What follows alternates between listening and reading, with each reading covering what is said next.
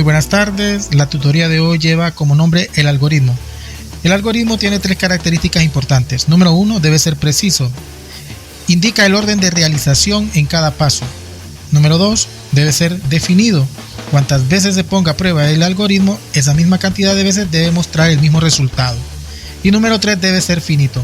El algoritmo debe contener un número limitado de pasos y así evitar la sobreabundancia de pasos innecesarios para obtener el resultado deseado. Los algoritmos se dividen en dos partes, el diagrama de flujo y el pseudocódigo o prueba de escritorio. ¿Qué es el diagrama de flujo? Es la representación gráfica del flujo de datos que se utilizará en la fórmula de la solución de un problema. Esto quiere decir que los diagramas se dibujan antes de escribir el programa para asegurar un desarrollo lógico. El diagrama de flujo sirve como un plano para la construcción de un software. El pseudocódigo, ¿qué es? El pseudocódigo es una herramienta utilizada para el diseño de programas, permitiendo al programador expresar sus pensamientos en forma natural. Otra de las características del pseudocódigo es que nosotros podemos mezclar el lenguaje natural con el lenguaje de programación que nos va a servir para nuestro desarrollo del software. Para crear un programa, nosotros necesitamos, número 1, definición del problema. Número 2, análisis del problema. Número 3, diagrama de flujo. Y número 4, pseudocódigo o algoritmo. Estos 4 pasos nos guiarán a nosotros para poder desarrollar el algoritmo, crear nuestra propia aplicación o nuestro propio software. Algo que tenemos que tener muy presente es que toda programa o toda aplicación tiene 3 pasos importantes. Número 1, tiene que tener una entrada.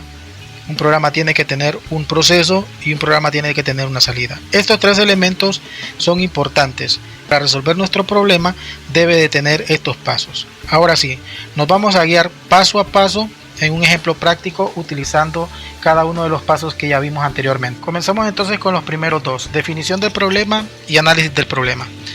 El planteo. Se necesita crear un programa de computadora que realice la suma de 2 números ingresados por el usuario y que imprima el total. Bien, entonces es un programa o una aplicación que me suma 2 números.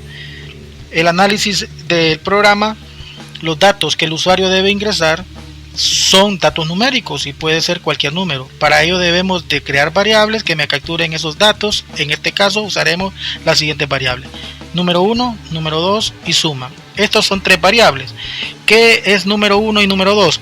Esas son las entradas de los datos. O sea, la aplicación me exige a mí que debo ingresar 2 datos. Entonces, creo estas variables y a estas 2 variables sea una entrada. Después, número 1 más número 2. Este es el proceso. ¿Por qué? Porque es la suma que me permite obtener el total. Y el elemento suma, que va a ser igual a número 1 más número 2. Esto nos va a mostrar la salida, que va a ser la impresión de los datos que resulte del proceso de la suma.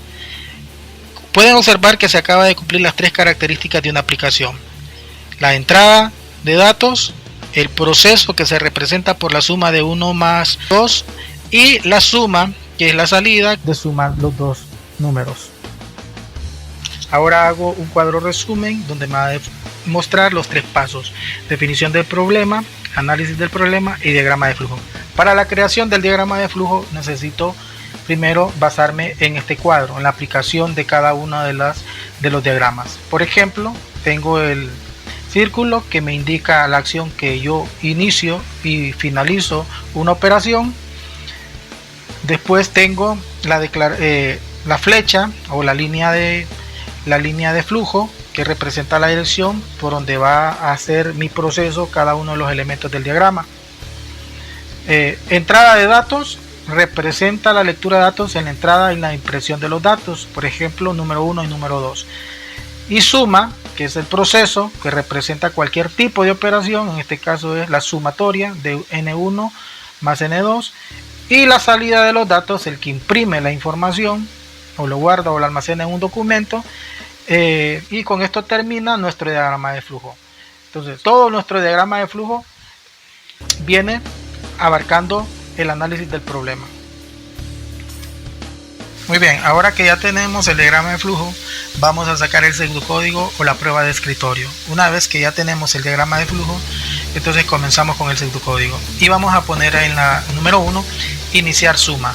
¿Por qué lleva el nombre de suma? Porque es la operación matemática que hace el programa. Después vamos a asignar una variable, porque el programa me dice ingrese el número 1. Entonces, cuando el programa nos dice ingrese el número 1, el número 1 que nosotros ingresemos va a ser almacenado en la variable que se llama número 1. Lo mismo pasa con el número 2. Cuando el programa nos dice ingrese el número 2, ese número que nosotros ingresamos tiene que ser capturado en la variable que se llama número 2. Después sigue el proceso. ¿Qué es el proceso? Pues es la sumatoria de número 1 más número 2. Ahí solo ponemos suma. Y la impresión de los datos o la salida de los datos es el resultado que nos da de la suma de número 1 más número 2. Eso es lo que imprime una suma, el total. Y por último, el fin de los procesos, ¿verdad? Entonces, esos son los 3 pasos importantes o los 4 pasos importantes para desarrollar un algoritmo. Es importante que nosotros lo manejemos y desarrollemos antes de que nosotros podamos crear nuestra aplicación o nuestro